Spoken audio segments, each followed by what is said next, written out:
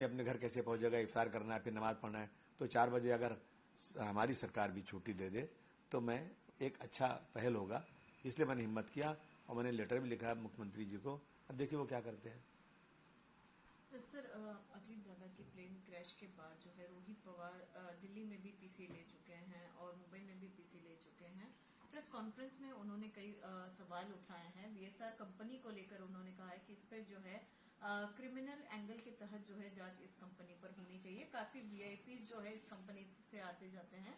महाराष्ट्र की जनता और अजीत दादा के परिवार जो है वो इन्वेस्टिगेशन, प्रॉपर इन्वेस्टिगेशन की मांग कर रही है, तो क्या कहना चाहेंगे? देखिए, महाराष्ट्र की जनता और उनका परिवार, हम सब परिवार ही हैं, हम सब राजनीति में हैं। और अजीत पवार साहब का नेचर और उनका लोगों से काम करने का तरीका और राजनीति में एक्टिव रहना, मैं समझता हूं कि किसी पार्टी में रहे हों, मैं अजीत पवार साहब का बहुत सम्मान, बहुत रिस्पेक्ट करता हूं। बहुत अच्छे इंसान थे वो। लेकिन ये भी सही है कि वो बीजेपी में संतुष्ट नहीं थे। उनके बीजेपी में थे तो किन्हीं कारणों से रहे होंगे, लेकिन वो संतुष्ट नहीं थे कि उनके स्टेटमेंट्स जो आ रहे थे ना, कि मेरे पास बीजेपी का करप्शन की फाइल है, क्या क्या सब सामने फाइलें आई थी। और कई बार ऐसे हुआ कि बीजेपी में रहते हुए भी बिल्कुल वो उनको खुश नहीं थे वो। और उसके बाद अचानक उनका एक्सीडेंट हो जाना, देखिए ये एक्सीडेंट भी हो सकता है, मैं नहीं कह रहा हूं कोई साजिश थी, और साजिश भी हो सकती है क्योंकि सरकमस्टांसेस बताते हैं ऐसी चीजें।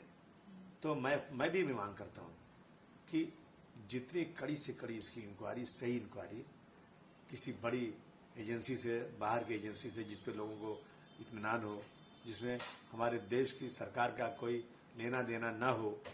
क्योंकि शक उठेगा ना फिर कि अगर सर सीबीआई कर रहे हैं तो सीबीआई दिल्ली के अंडर में काम करती है, तो उसमें भी कहीं न कहीं कोई इंटरफेरेंस कर सकता है।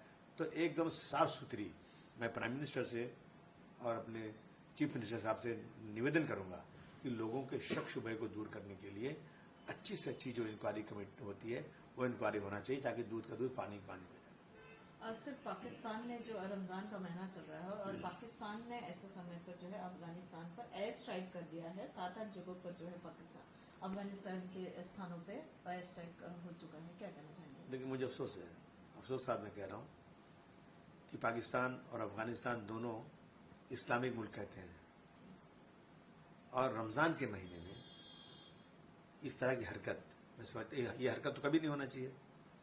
लड़ाई तो कोई हल नहीं है, लेकिन इसमें एयर स्ट्राइक करना रमजान में, मैं समझता हूं कि ये बहुत ही मुसलमानों के लिए अफसोस की बात है। रोजेदारों पर इस तरह चीजें करना, रोजे के महीने में करना।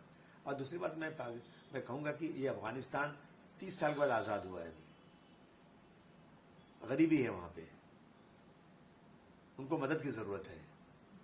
और ऐसे में आपस में लड़ाई करना, मैं समझता हूं ये हमारे लिए शर्म की बात है। मैं इस लड़ाई की खुली निंदा करता हूं।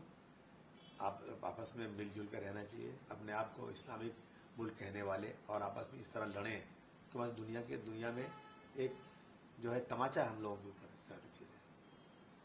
सर, ये समिट में कांग्रेस के युवाओं ने जिस तरह से प्रोटेस्ट किया, देश की छवि को जो है कहीं ना कहीं नुकसान पहुंचाने का काम किया है। और इसे लेकर जो है समाजवादी पार्टी के राष्ट्रीय अध्यक्ष अखिलेश यादव जी का भी ये स्टेटमेंट आया है कि हमारा आंतरिक विवाद कुछ भी हो सकता है, लेकिन जहां पर देश की बात आती है वहां पर ऐसी हरकत करना ये उचित नहीं है। आपका क्या राय है? आपकी तो क्या मैं मेरे अध्यक्ष के खिलाफ कहूंगा क्या? जो उन्होंने कहा है बिल्कुल वो बात सही है जी। कि जो है आंतरिक जो चीजें हैं वो रहना चाहिए, लेकिन देश की इमेज खराब नहीं होना चाहिए। लेकिन क्या है ना कि अब इस सरकार में जो है ना आंदोलन करना भी मुश्किल हो गया है। अगर आंदोलन वहां भी नहीं होता और कहीं भी होता ना, तो भी कांग्रेस तो बीजेपी की सरकार उनके पर कुछ न कुछ जरूर लगाती। भाई हम तो डॉक्टर राम मनोहर लोहिया साहब के उसूलों पर चलने वाली पार्टी है, और हमारा अधिकार है कि कोई भी चीज गलत हो तो हमें उस पर सड़क पर उतरने का पूरा अधिकार है। और डॉक्टर राम मनोहर लोहिया ने कहा था कि जब सड़क सुनसान हो जाएगी तो सांसद आवारा हो जाएगी, और यही हो रहा है आज। अगर कोई भी अगर किसी को करना है, कोई आंदोलन करना है, तो आंदोलन का परमिशन ही नहीं मिलता है, आंदोलन वालों को जेल में डाल दिया जाता है। चलो ये आंदोलन जो है गलत जगह पर हुआ, देश की इमेज खराब हो रही है, लेकिन और भी आंदोलन कहीं हो रहा है ना, उस आंदोलन को कुचलने के लिए सरकारें, जो आज की सरकार जो बीजेपी की है, वो बहुत सख्त कदम उठाती है और आंदोलनों को रोकने की कोशिश करती है। मैं समझता हूं ये लोकशाही में गलत चीज है। Sir US India trade deal पर आम आदमी के नेता जो है वो सेंट्रल गवर्नमेंट पर तंज कसते हुए कहती है कि ये जो है वो डेथ वारंटी है, ये इंडिया ट्रेड डील नहीं है, ये डेथ वारंटी है। आप कैसे दिखते हैं? हमारे हमारे हमारे जो अध्यक्ष श्री अखिलेश जी इस पे स्टेटमेंट अच्छा दे रहे हैं। सर और एक एयर पोल्यूशन पे तुम लोग बोलती कुछ और फिर शुरू कर देते हो। सर मुंबई का एक्यूआई लेवल जो है हवा का जो तापमान है और जो पोल्यूशन है, हवा का क्वालिटी है जो वो बहुत खराब है, 190 के ऊपर है। क्या कहते हैं? नहीं, मुझे बहुत अफसोस है, सरकार सोई हुई है। देखिए हमने कितनी बार, मैं सिर्फ मान को शिवाजी नगर की बात ही आपको कर लूं, सारा मुंबई का कचरा वहां जाता है, उससे पोल्यूशन, उससे हवा बहुत खराब हो रही है। ऐसी बदबू आती कि आप खड़े नहीं हो सकते वहां पर। लोग जो है टीबी, कैंसर, फेफड़ों की बीमारी, हार्ट अटैक, कितनी बीमारियां वहां पर हैं। लोगों की उम्र का एज इसी एयर पोल्यूशन की वजह से 39 ईयर्स हो चुका है। वहां पर 24 घंटे जो है जो जलाए जाते हैं, दवाएं जलाई जाती हैं, आदमी का हाथ पैर कटा हुआ जलाया जाता है। दिन भर जो है वहां पर एसएमएस कंपनी चलती रहती है।